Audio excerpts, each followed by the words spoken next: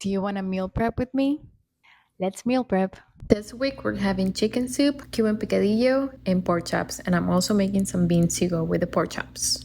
The chicken soup is what takes the most to cook because I do make my own chicken broth, and I make it with the parts of the chicken that you don't usually eat, like the wings, the bones, and the back. And I do let it cook for at least 2 hours before actually making the soup.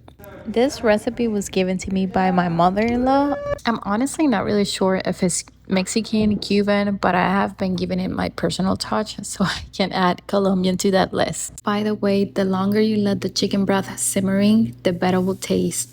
I usually leave mine like 2 hours and it still tastes amazing. I am also making some beans to go with the pork chops. I'm using canned beans as usual because it's just convenient, but I do put onion, green pepper in them and they taste just as good as the real ones. And as you can see, it's 9 p.m. I'm trying to go to bed and I have no time to cook dry beans. So at the same time, I'm cooking the ground beef for the Cuban picadillo and I am removing the chicken from the soup because I'm trying to keep the parts whole. Cooking all of this took about an hour and a half, not including the 2 hours that I spent on the chicken broth.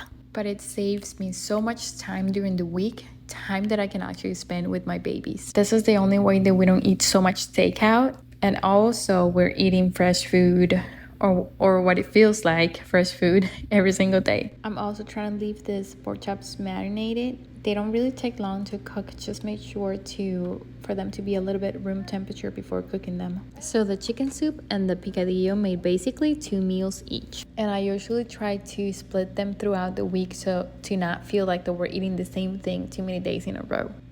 So this week we had chicken soup on Monday and Friday, and then the picadillo we ate it on Thursday and Tuesday, and then in the middle of the week on Wednesday we had the pork chops and the beans.